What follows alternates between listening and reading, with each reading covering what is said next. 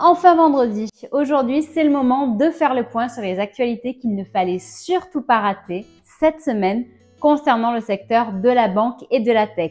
Si ça t'intéresse, regarde bien la vidéo jusqu'au bout. Bonjour, je suis Steph et je gère le site comparatorbank.com, site 100% indépendant. Et avec mon équipe, on est là pour répondre à tes questions d'argent, de pouvoir d'achat en lien avec la tech et la finance. Si ce type de sujet t'intéresse, je t'invite à t'abonner à cette chaîne mais aussi à la partager pour nous aider. Alors, on va tout d'abord commencer cette semaine par un énorme rebondissement qui a eu lieu à propos du livret A. Je suppose que tu connais ce support d'épargne qui est le support d'épargne le plus utilisé en France. Il y a quelques temps, le gouvernement parlait d'utiliser les fonds du livret A pour financer les entreprises dans le secteur de la défense et de l'armement. En d'autres termes, pour financer la guerre. Il y a quelques jours, le gouvernement avait trouvé une alternative avec un livret spécifique qui aurait permis justement de financer le secteur de la défense. Cependant, il se trouve que le 6 mars, à 11h et quelques, le Sénat a voté et validé le fait d'utiliser le livret A pour financer justement ce secteur qui, comme beaucoup d'autres, cherche des financements. Donc ça, c'est une décision du Sénat, en sachant qu'après le Sénat, il reste quand même l'étape de l'Assemblée nationale pour valider ou pas cette décision. Cependant, pour ma part, je trouve que ça pue un petit peu. Et pour ma part, il y a quelques temps déjà, j'ai quasiment vidé mon livret A. J'ai laissé juste le minimum à laisser sur ce compte, en sachant, je crois que c'est 10 ou 30 euros.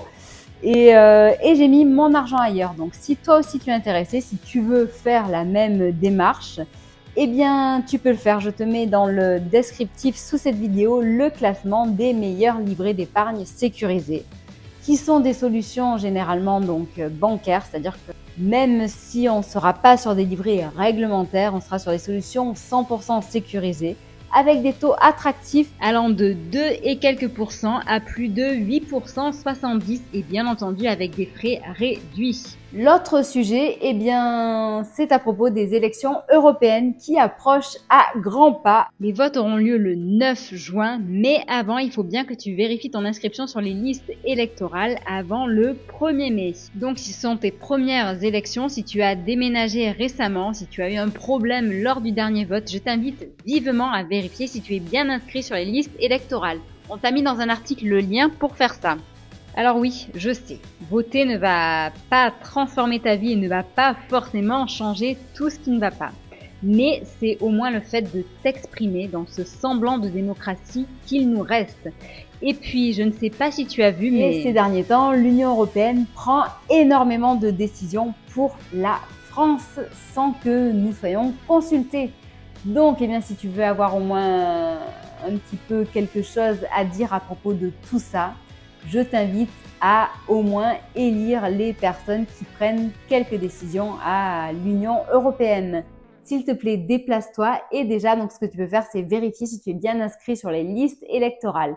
Je te mets un article avec tout ce qu'il faut savoir à ce sujet dans le descriptif pour que tu puisses vérifier simplement. Maintenant, la troisième actualité concerne les investisseurs d'une manière générale et ceux qui ne veulent pas tout perdre avec la fameuse flat tax. Je tenais à t'en parler puisque certains sont déjà dans la déclaration des revenus. Et figure-toi qu'il y a une case ultra importante à connaître. Il s'agit de la case 2OP. Et celle-ci, c'est une pépite à connaître. Car si tu la coches, tu peux annuler la taxe sur les revenus de ton capital. Cette case n'a rien de magique, elle remet juste des choses à leur place. Et si tu as un livret d'épargne hors des livrets réglementaires, si tu reçois des dividendes, si tu investis dans les financements participatifs, en bourse ou dans l'assurance vie, tu devrais t'intéresser à ça. Et selon son profil fiscal, il est plus ou moins opportun de la cocher. Donc je t'invite à lire notre article qui est présent dans le descriptif où tu pourras tout savoir sur cette fameuse case 2OP pour savoir si oui ou non elle va t'avantager justement sur cette fameuse flat tax. Si jamais de ton côté tu souhaites réduire tes impôts, sache qu'avec comparatorbank.com, nous travaillons en exclusivité avec un conseiller indépendant et immatriculé à l'ORIAS. Il pourra t'aider justement à partir de ton bilan social et patrimonial qui fera pour toi gratuitement à te proposer une stratégie 100% sur mesure, stratégie d'investissement ou stratégie de réduction fiscale, donc réduction de tes impôts.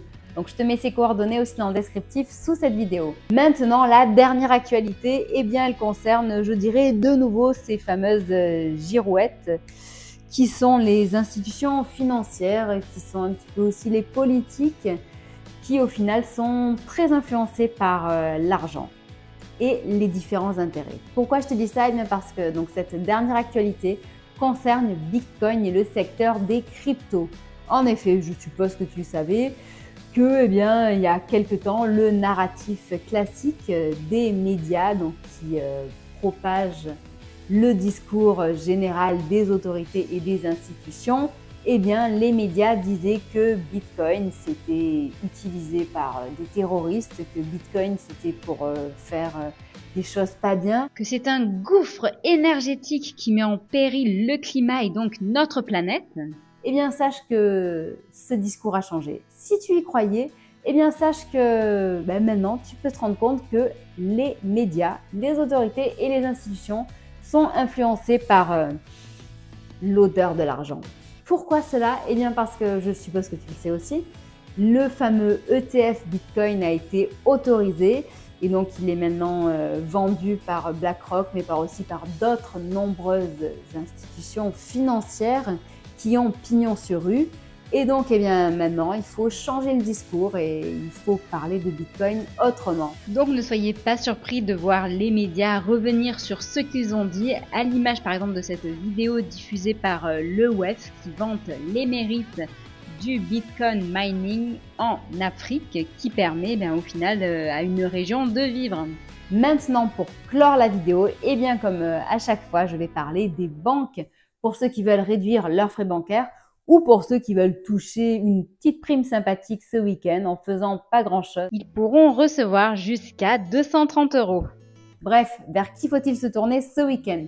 Ce week-end, il y a 3 acteurs majeurs vers qui tu pourras te tourner.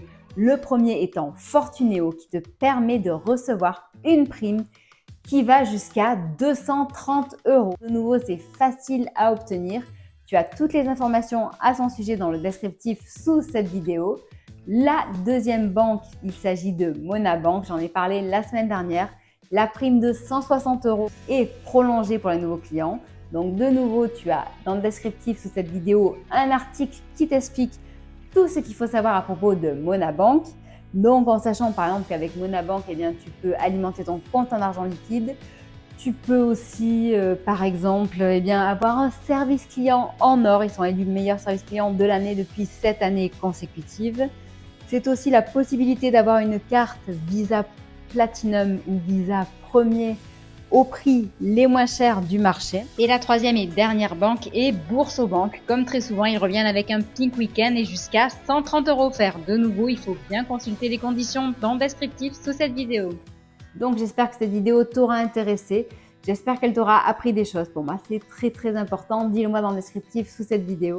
Et dans tous les cas, n'oublie pas que tu peux nous suivre sur Facebook, Twitter, Instagram, LinkedIn, TikTok et même Discord où tu pourras récupérer des e-books gratuitement.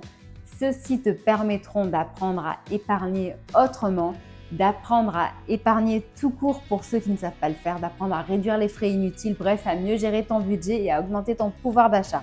Je te souhaite une bonne journée et je te dis à bientôt. Au revoir.